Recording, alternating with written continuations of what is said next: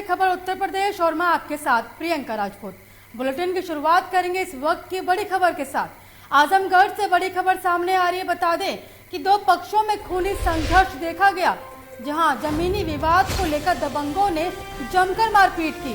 आपको बता दें कि खूनी संघर्ष में कई लोग घायल हुए तो वहीं एक की हालत गंभीर बताई जा रही है। 2 हफ्ते पहले भी दबंगों ने घर पर चढ़कर मारपीट की थी, तो वहीं मारपीट का वीडियो सोशल मीडिया पर जमकर वायरल हो रहा है। आपको इस वक्त की बड़ी और अहम जानकारी आजमगढ़ से दिखा रहे हैं, जहां 2 पक्षों में खूनी संघर्ष हुआ और ये खूनी संघर्ष जमीनी विवाद को लेकर हुआ था। और आपको बता दें ये पूरी घटना शिवपुर रामपुर गांव की है।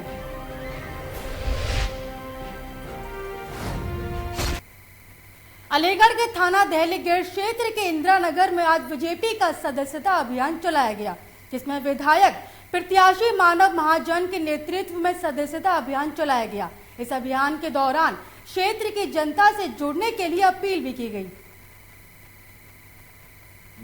हमने आज अपने क्षेत्र में आने वाले नेतृत्व विधायक मानव महाजन जी को अपने क्षेत्र में बुलाया था और उन्हें अपने क्षेत्रवासियों को उनके जरिए सदस्यता दिलवाई थी। क्रम जो भारतीय जनता पार्टी की सदस्यता चल रही है, मिस कॉल मारकर लोगों को सदस्यता दिलाने का कार्यक्रम है। और जो सरकार का इस समय मतदाता पंजीकरण अभियान चल रहा है, उसके तहत आज सभी यहाँ एकत्रित हुए हैं। और हमने नौजवानों से अपील की है कि जो भी हमारे नौजवान जनवरी 2022 तक अपनी उम्र 18 वर्ष पूर्ण कर रहे हैं, वो सभी आने वाली 27 तारीख को अपने बूथ जहाँ पर वोट पड़ती हैं वहाँ जाकर अपना मतदाता पंजीकरण फार्म अवश्य बने, मतदाता बने। बिजनौर से बड़ी खबर सामने आ रही है। बता दें कि प्रिया शर्मा महिला टीचर की हत्या का मामला सामने आया है। आपको इस वक्त की बड़ी और अहम जानकारी बिजनौर से दिखा रहे हैं, जहां प्रिया शर्मा महिला टीचर की हत्या का मामला सामने आया और सुपारी देकर पत्नी की हत्या कराने के आरोपी में पति को गिरफ्तार कर लिया है। आपको बता दें कि 29 अक्टूबर को किराए के शूटरों ने प्रिया शर्मा की हत्या की थी और हत्याकांड से जुड़े 4 हत्यारे पहले ही जेल भेजे जा चुके हैं। और आपको बता दें मामला थाना शहर कोतवाली इलाके का है, जहां पर एक पति ने अपनी पत्नी को मारने की सुपारी दी थी, तो वहीं पति आरोपी को गिरफ्तार कर लिया है।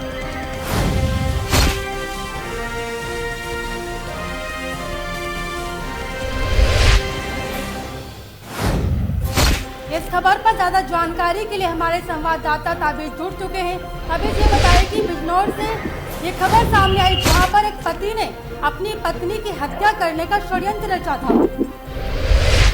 देखिए, पूरा ये मामला कोतवाली शहर का है, जहां पर 29 अक्टूबर को पति ने अपनी पत्नी की सुपारी लेके 5.5 लाख की सुपारी लेके उसको मौत के घाट उतार दिया था। लेकिन पुलिस ने 4 आरोपियों को पहले ही गिरफ्तार कर चुकी है।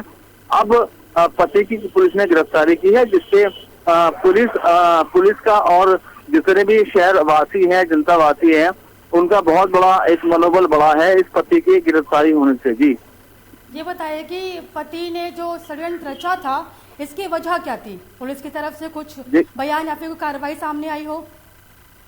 देखिए, बिल्कुल मैं आपको बता चलूं कि अगर हम कप्तान साहब की बात करें, बिजनौर में कप्तान साहब का साफ तौर पर यही कहना था कि इसने अपनी पूरी पत्नी की इतिहासी रचना रची थी और मामूली कहासुनी को लेकर, एक दहेज प्रथा को लेकर इसने अपनी पत्नी की सुपारी देके इसको मरवाया था। जी, ताबिज आपका बहुत बहुत धन्यवाद इस खबर पर तमाम जानकारी के लिए। कॉलोनी में 29 अक्टूबर को प्रिया नाम के महिला लेक्चरर की गोली मार करके हत्या की गई थी। हत्या कराने वाले उसका पति, जो भाड़े के शूटर हत्यारे फायर किया था 5 लाख रुपए में। अब तक 4 अभियुक्तों की, जो 25,000 की इनामी थे, गिरफ्तारी हो चुकी थी। उसका पति मेन अभियुक्त कमल शर्मा, जिस पर 25,000 रुपये का इनाम था, आज गिरफ्तार किया गया है। नामित एक ही अभियुक्त था, लेकिन विवेचना में 9 अभियुक्त आए। अब तक 5 की गिरफ्तारी। बिजनौर से बड़ी खबर सामने आ रही है। बता दें कि सपा नेता के बिगड़े बोल, इस वक्त की बड़ी और अहम जानकारी आपको बिजनौर से दिखा रहे हैं, जहां सपा नेता के बोल बिगड़ गए तो वहीं सभा को संबोधित करते हुए उनकी जुबान की फिसल गई। वह नेता के संबोधन के दौरान अपनी गरिमा तक भूल गए। तो वहीं सोशल मीडिया पर तेजी से वीडियो वायरल हो रहा है। तो वही मामला नगीना थाना क्षेत्र का है, जहां पर सपा नेता के बोल बिगड़ते हुए नजर आए। आपको बता दें कि सभा को संबोधित करते हुए सपा नेता अपनी गरिमा भूल गए। आपको इस वक्त की बड़ी और अहम जानकारी बिजनौर से बता रहे हैं, जहां पर सपा नेता के बिगड़े बोल और जहां पर अपनी गरिमा तक भूल गए सपा नेता। कोई भी छोटा बड़ा कोई भी काम हो, इंशाअल्लाह अगर सपा की सरकार आएगी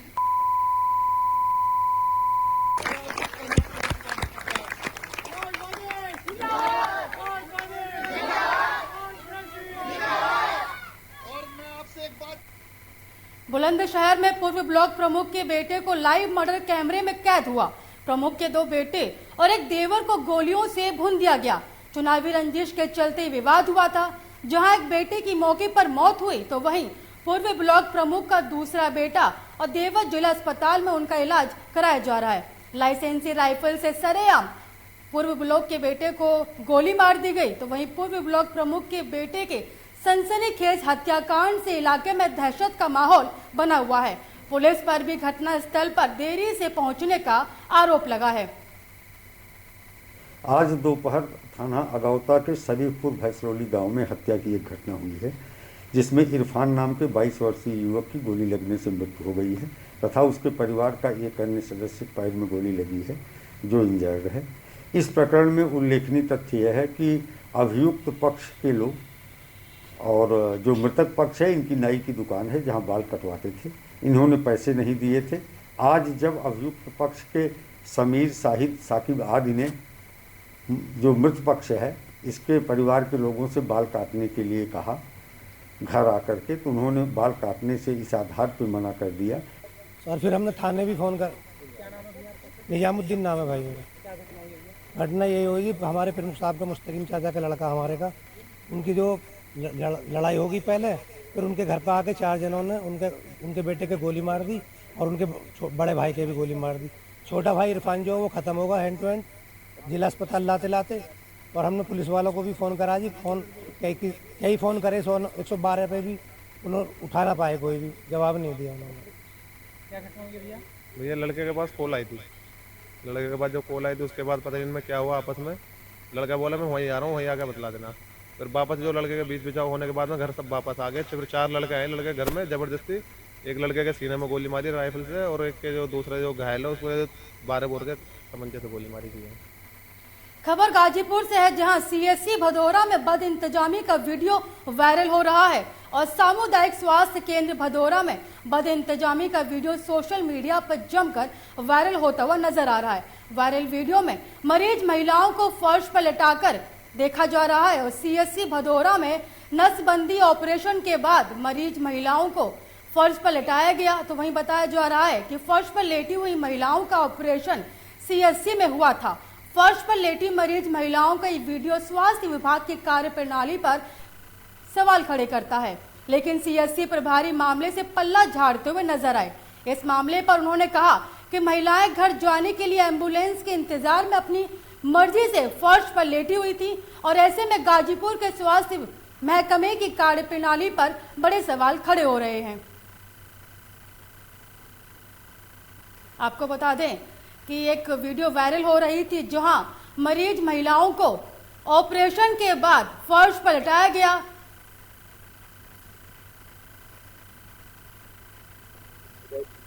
इस खबर पर ज्यादा जानकारी के लिए हमारे साथ विपिन दुबे जुड़ चुके हैं। विपिन दुबे, ये बताइए कि ये खबर भदौरे से है, जहां पर बद इंतजामी का वीडियो वायरल हुआ, तो वहीं पर ऑपरेशन के बाद मरीज महिलाओं को फर्श पर लेटाया गया। क्या अपडेट है जो पूरा?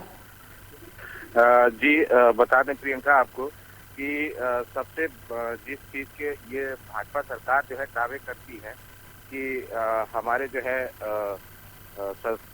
सरकार में, शासन में जो है स्वास्थ्य व्यवस्था बहुत ही अच्छी है। वो जो है जब एक वीडियो वायरल हुआ भदौरा सीएससी का प्रियंका, तो उसमें जो है साफ साफ नजर आया कि कैसी जो है इंतजाम स्वास्थ्य विभाग के हैं, जिसमें वहाँ के जो है धनंजय आनंद जी सीएससी प्रभारी हैं, उनसे बात हुई तो उन्होंने कहा कि ऑपरेशन के बाद महिलाएं जो है लेटी हुई हैं, एम्बुलेंस के इंतजार कर रही हैं, इस वजह से आके लेटी हैं और कहीं न कहीं इसको जो है इस पे पल्ला झाड़ते हुए नजर आए। तो वहीं पर सीएससी प्रभारी जो है पल्ला झाड़ते हुए नजर आ रहे, तो वहीं पर अस्पताल प्रशासन की तरफ से क्या बयान सामने आया है? जी, उसमें से सबसे बयान यही आया है कि आए दिन ये बगल की ही औरतें हैं और ऐसा जो है ऐसा होता नहीं है। ये जो है वीडियो वायरल तब बन गया जब ये लोग बैठी थी और बैठने के हिसाब से किसी ने वीडियो इसका बना दिया। विपिन, आपका बहुत बहुत धन्यवाद इस खबर पर तमाम जानकारी के लिए। अपना परिचय बता दें सर। मैं डॉक्टर धनंजय आनंद, प्रभारी चिकित्सा अधिकारी सामुदायिक स्वास्थ्य केंद्र भदौरा। आपके अस्पताल का एक वीडियो वायरल हुआ है, उस वीडियो में दिखाया जा रहा है कि आपके जो बंध्याकरण के लिए महिलाएं आई थी जमीन पर दरी पर लेटाई गई, क्या है मामला? ऐसा कुछ नहीं है, मेरे यहाँ तो सफिशिएंट बेड है, जबकि 15 ही कल नसबंदी था। मेरे यहाँ 20-22 बेड है, अभी भी हमेशा रेडी रहते हैं।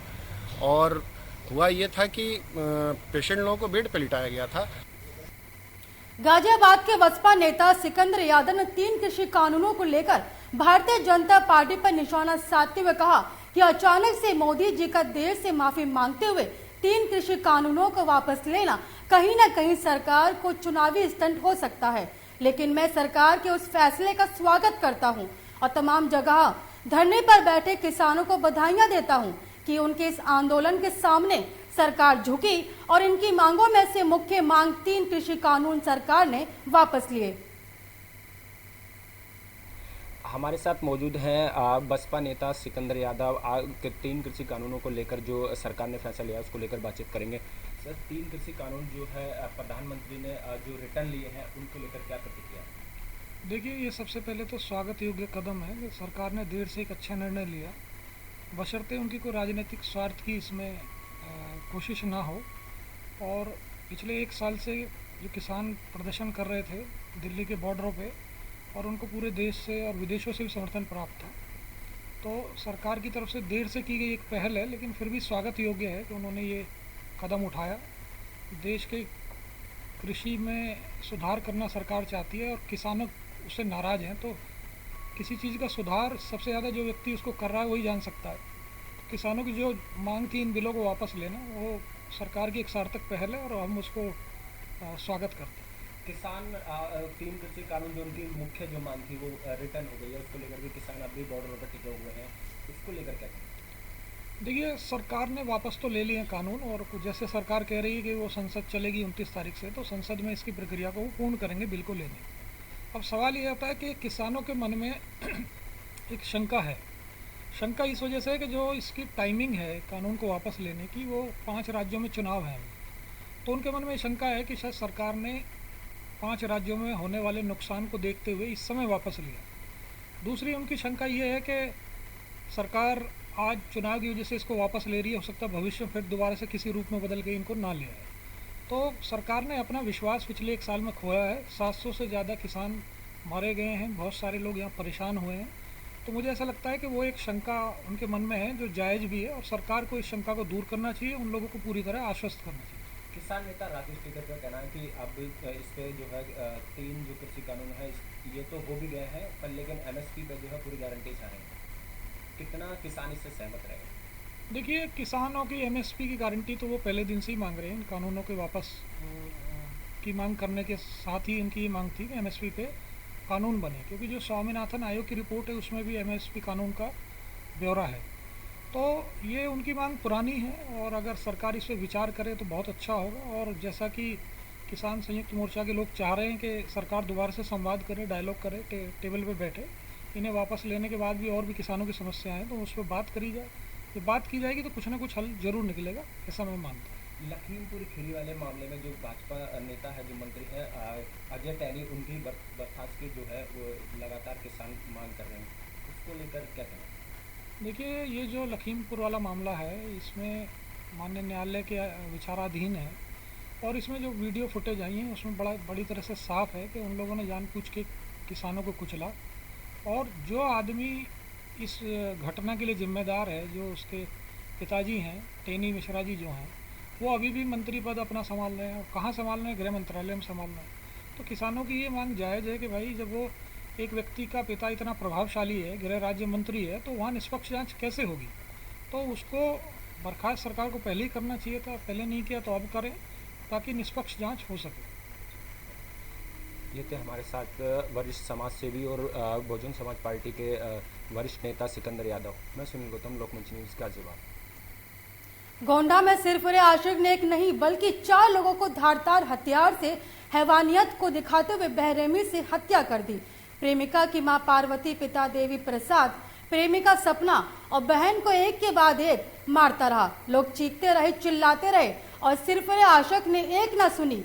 ना ही मां की ममता को सताया और ना ही बूढ़े पिता पर तरस आया। प्रेमिका सपना जो बूढ़े माता पिता के लिए एक सपना थी तो उसकी शादी कर सकेंगे, लेकिन अब वो सिर्फ सपना ही बनकर रह गया।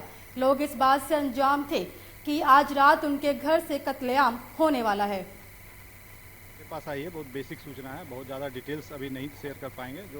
जो सूचना आई है वो ये है कि शाम 6 साढ़े 6 के आसपास ये कोतवाली नगर थाना पड़ता है, जहाँ गोली चलने की सूचना मिली थी। तत्काल इसमें पुलिस पहुंची है। इसमें जो घायल थे कुल 4 थे जिनको लाया गया था अस्पताल, जिसमें बताया जा रहा है कि 3 की संभवतः मृत्यु हो गई है। एक जो घायल है उसको आगे इलाज के लिए प्रॉपर और आगे रेफर किया जा रहा है। प्रकरण जो है प्रथम दृष्टया जो जानकारी मिली है वो प्रेम प्रसंग से संबंधित है, जिसमें जो कोई लड़का है जो किसी बात से विक्षुब्ध था, जिसके द्वारा ये घटना अपने दोस्तों के साथ कारित करने की बात बताई जा रही है। जनपद गोंडा में थाना कोतवाली नगर क्षेत्र में इमलिया गुरुद्वाल एक जगह है, वहाँ पे एक परिवार में कुछ व्यक्तियों के घायल होने की सूचना प्राप्त हुई थी। इस सूचना पे तत्काल जो पुलिस वहाँ पे पहुंची, 4 लोग वहाँ पे थे, उन चारों को तत्काल अस्पताल लेके जाया गया, जहाँ पे 3 लोगों की मृत्यु हो गई और एक जो युवती है जो घायल है उसको इलाज के लिए रेफर कर दिया गया है लखनऊ में। अभी तक के जाँच में ये निकल के आया है कि एक युवक अशोक नाम का वो प्राइम सस्पेक्ट के रूप में निकल के आया है। किससे? हमारे ननद सिंपा दीदी से। उसके बाद में वो लड़का धमकिया रहा था शादी कर लो, वो कही कि हम नहीं करेंगे। हमारे सास ससुर अलग शादी उसको लगा दिए, तभी से वो आया और सब लोग को मार दिया। सुबह से ही फोन कर रहा था वो। किसको किसको मारा? सास को मारा, ससुर को, दोनों ननद को। अच्छा, तो किसी की डेथ भी नहीं है? अब ये हम देखे तो नहीं है, अभी हम ऊपर से ताला मारे था, सर गए अभी तो खोले हैं। तो चारों लोगों को किससे मारा है? आप ठीक? चाकू लिए था, बंदूक लिए था। जैसे वो आया तुरंत ताला अंदर से भर के बस तुरंत मारने लगा। सास हमारी बोली कि बेटा अंदर से ताला मार लेना बाबू के। गोंडा से बड़ी खबर सामने आ रही है। बता दें कि एक ही घर में 3 लोगों की निर्मम हत्या कर दी गई। इस वक्त की बड़ी और अहम जानकारी आपको गोंडा से दिखा रहे हैं, जहां एक ही घर में 3 लोगों की निर्मम हत्या कर दी गई। तो वहीं हत्या से इलाके में सनसनी फैल गई। आपको बता दें कि घर में घुसकर पति, पत्नी और बेटे की धारदार हथियार से हत्या कर दी गई। आपको इस वक्त की बड़ी और अहम जानकारी गोंडा से दिखा रहे हैं, जहां एक ही घर में 3 लोगों की निर्मम हत्या कर दी गई। आपको बता दें घर में घुसकर पति, पत्नी और बेटे की धारदार हथियार से हत्या कर दी गई। बता दें कि छोटी बेटी गंभीर रूप से घायल है, जिसका जिला अस्पताल में इलाज चल रहा है। पुलिस ने तीनों शवों को कब्जे में लेकर जांच में जुट गई है। इस वक्त की बड़ी और अहम जानकारी आपको गोंडा से दिखा रहे हैं, जहां एक ही घर में 3 लोगों की निर्मम तरीके से हत्या कर दी गई।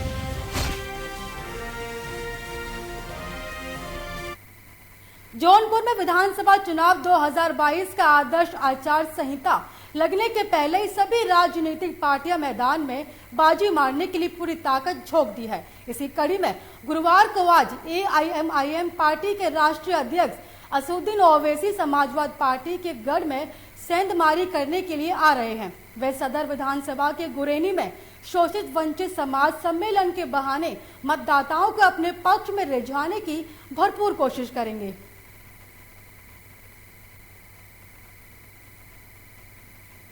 जौनपुर से बड़ी खबर सामने आ रही है। बता दें कि लखनऊ में अजीत सिंह हत्याकांड में आरोपी का वीडियो वायरल हो रहा है। इस वक्त की बड़ी और अहम जानकारी आपको जौनपुर से दिखा रहे हैं, जहां लखनऊ में अजीत सिंह हत्याकांड के आरोपी का वीडियो वायरल हुआ, तो वहीं बाहुबली धनंजय सिंह का राम कथा में आरती करने का वीडियो वायरल हो रहा है। इस वक्त की बड़ी और अहम जानकारी आपको जौनपुर से दिखा रहे हैं, जहां लखनऊ में अजीत सिंह हत्याकांड के आरोपी का वीडियो वायरल हुआ और वीडियो में देखा जा रहा है कि बाहुबली धनंजय सिंह आरती करते हुए दिखाई दे रहे हैं। आपको बता दें कि आरती के दौरान मंच पर बीजेपी विधायक रमेश चंद्र मिश्र भी मौजूद रहे।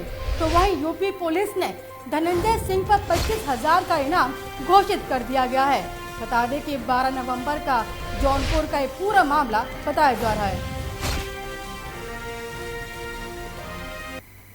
कन्नौज में शहीद धीर सिंह को अंतिम विदाई सोरेग थाना क्षेत्र के गोबरिया में दी गई।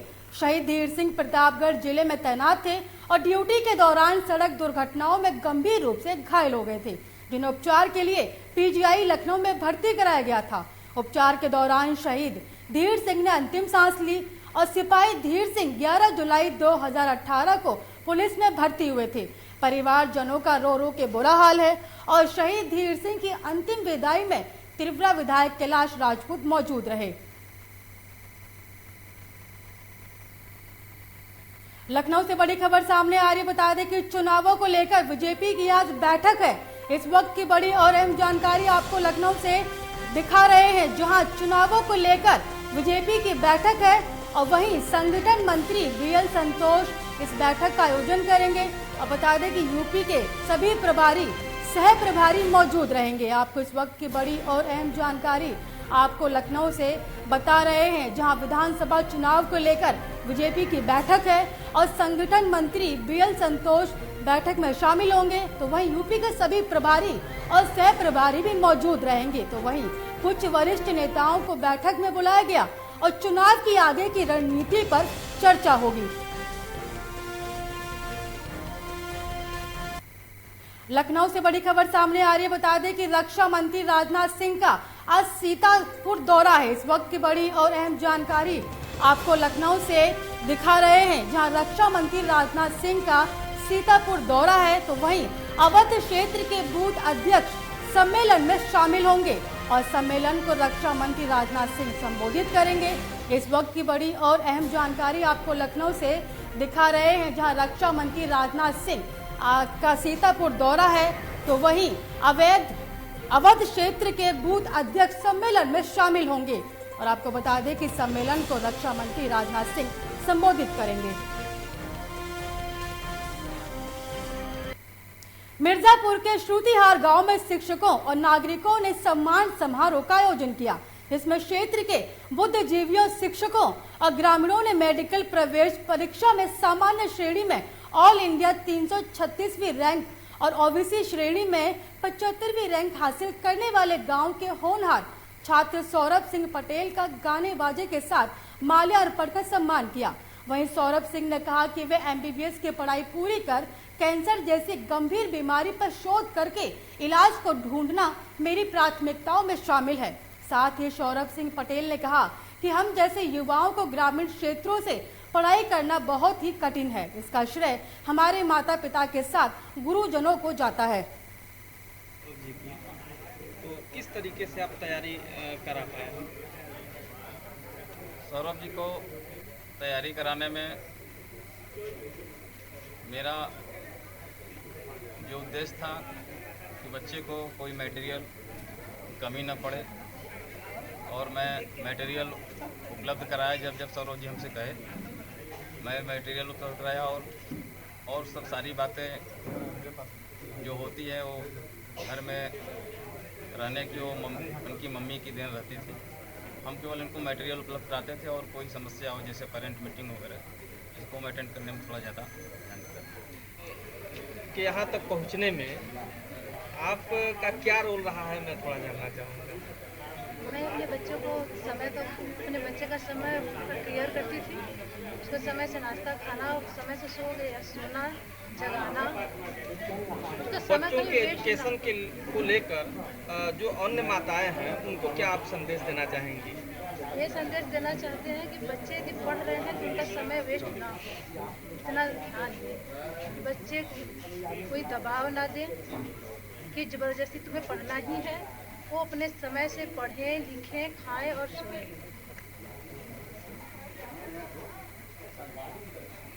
इसकी तैयारी आपने किस तरीके से किया एग्ज़ाम की?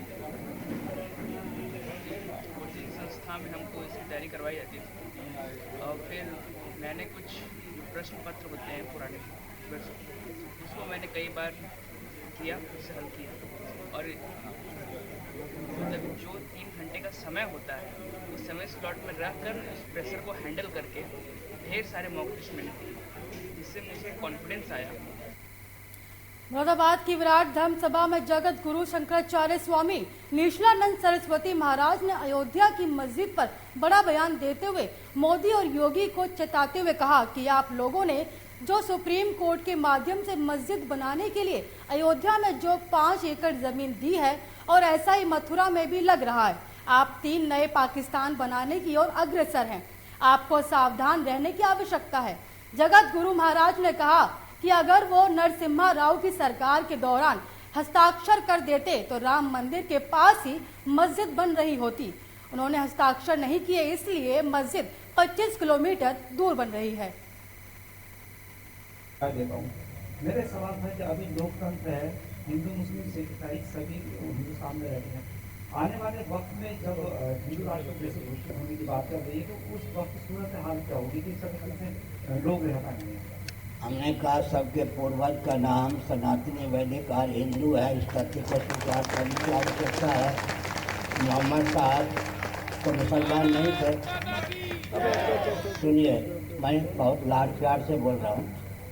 ईसा मसीह तो क्रिश्चियन नहीं थे, मोहम्मद साहब तो मुसलमान नहीं थे। सबके पूर्वज का नाम सनातनी वैदिक और हिंदू है।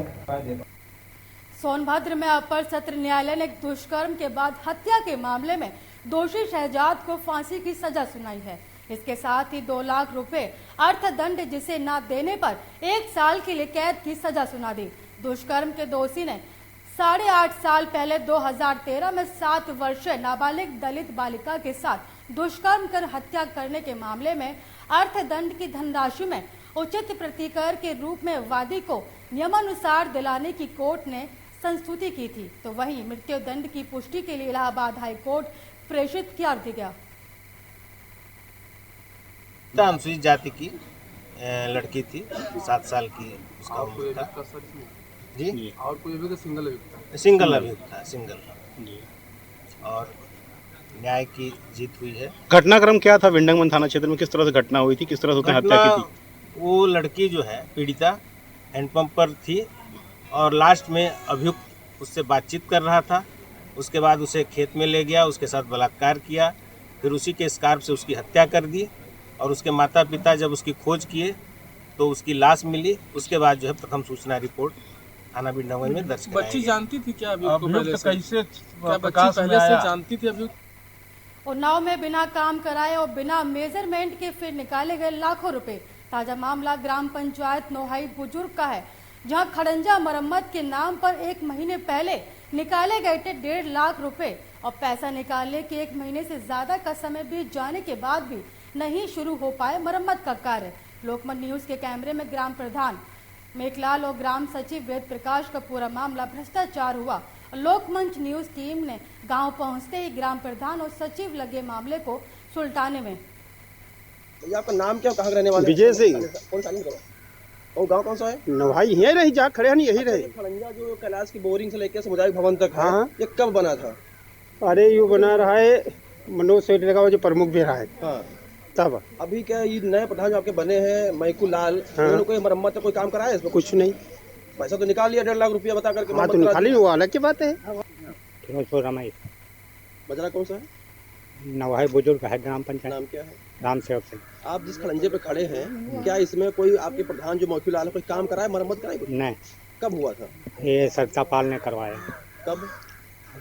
अरे 19-20 में करवाया। वहाँ कैलाश का हुआ अलग, कैलाश बोरिंग अलग। आप लोगों को पता है इसका मरम्मत के नाम पर करीब 1.5 लाख रुपए निकाल लिया प्रधान ने? हमको नहीं मालूम। भैया आपका नाम क्या, कहाँ रहने वाले हैं? हम फिरोजपुर के रहने वाले हैं। फिरोजपुर के रहने वाले हैं। हमारा अर्जुन सिंह नाम है। आप जिस खड़ंजे पर खड़े हैं, क्या 2 महीने में, 4 महीने में, 6 महीने पीछे टाइम कोई इसमें मरम्मत कोई काम हुआ इस पर? कोई नहीं हुआ। प्रधान कौन है? मैकू लाल सिंह। इस पे दिखाया गया है कि मरम्मत कराया गया है, इसका पैसा भी निकल गया करीब 1.5 लाख रुपया। तो कोई काम हुआ है? नहीं हुआ है। कब हुआ था इस पे काम? इस पे जो है 6 महीने के पहले पाल जी ने कराया है पिछली प्रधानी में। इस प्रधानी में कोई इसमें मरम्मत नहीं हुई है। आपका नाम? इस बुलेटिन में मुझे दीजिए इजाजत और देश की तमाम खबरों को देखने के लिए देखते रहिए लोकमंच न्यूज।